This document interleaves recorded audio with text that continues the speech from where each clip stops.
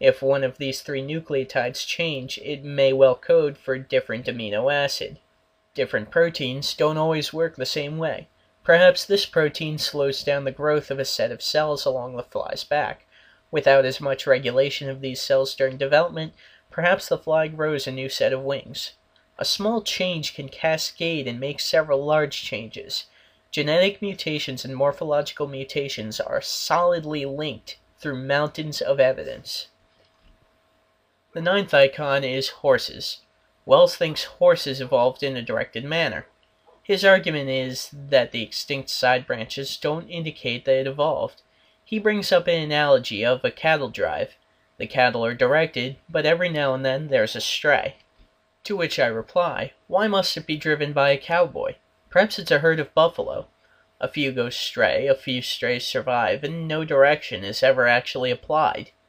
In order to argue design, Mr. Wells needs evidence of design. Without it, his wheels are spinning in the mud.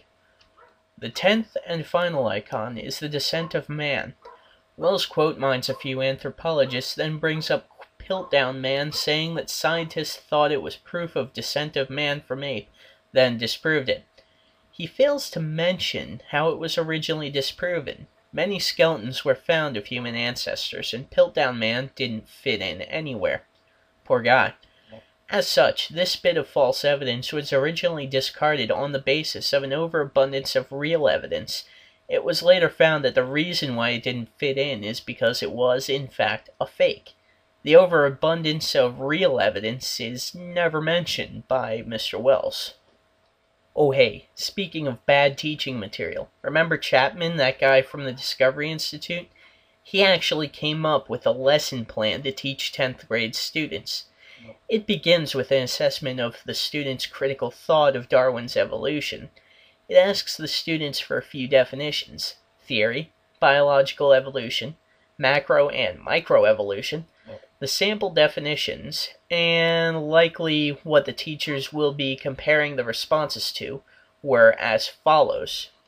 Theory: a supposition or a system of ideas intended to explain something, especially one based on general principles independent of the thing to be explained.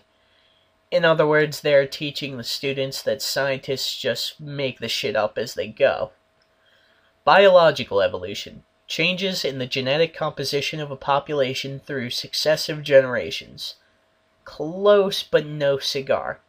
Under this definition, evolution wouldn't exist for anything that hasn't changed in a while. Macroevolution: large-scale evolution occurring over geologic time that results in the formation of new taxonomic groups. Not quite. Macroevolution is a term used rather often by creationists, typically referring to the divergence of a new species. Technically, a breed or a subspecies is a taxonomic group. According to their definition, evolution within the species would still be macroevolution. And that brings us to microevolution. Evolution resulting from a succession of relatively small genetic variations that often cause the formation of a new subspecies. The funny thing is, you most often hear the term microevolution used by someone who asserts macroevolution doesn't exist. It also has a strong correlation with the belief that the Earth is 10,000 years old. The curriculum also asks each of the students to submit 3 pieces of evidence for and against evolution. Of course, this gives us an implied appeal to authority. By giving out these papers, it's like the teacher is saying there is equal evidence against evolution as for it. Hell, with the sources the guys gave, the curriculum seems to encourage ID.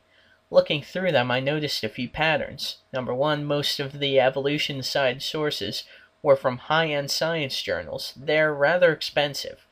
I saw one in there that was cheap or free online, and it was Darwin's book. Granted, it was Darwin himself who came up with natural selection. However, this is not a 10th grade book.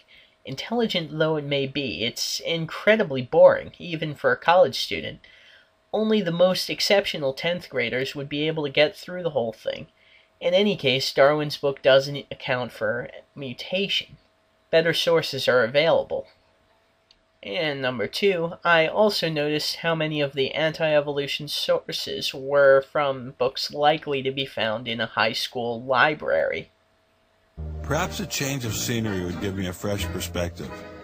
Quand je t'ai vu au coin de la rue, tout est vide, j'ai cru que tous les deux, sur le ciel bleu, nous serions très heureux.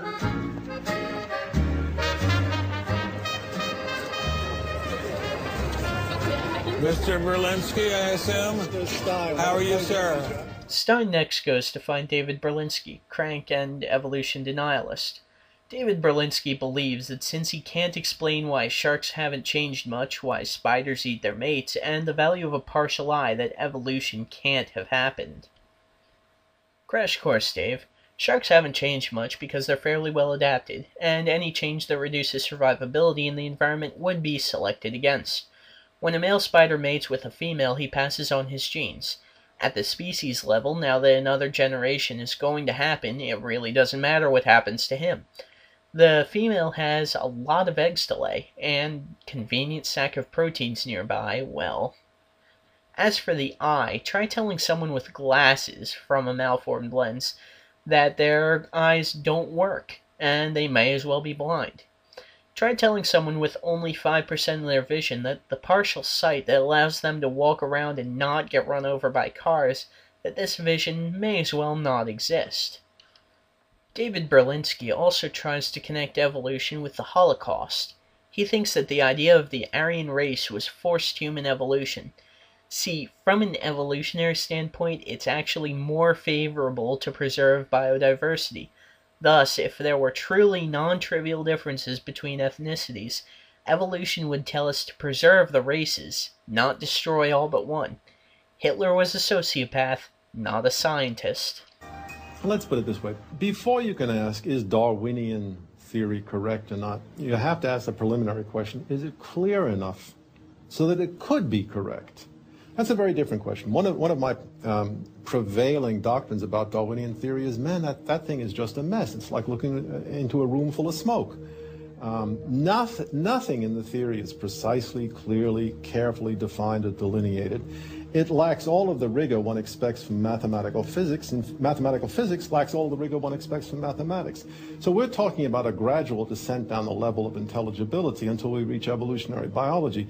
You're a mathematician, Dave. Remember that experiment we did? The one with the dice? It reduces to the function n factorial over x to the nth. Essentially, this would represent the number of generations required according to the law of averages to produce a sequence. What I've given you isn't precisely evolution. There's many variables involved, but basically the idea is the same. It's not a room full of smoke. It's statistics, the lowest common denominator of business math, which is in turn one of the simplest math courses you can find in a college. I thought you liked math, Dave.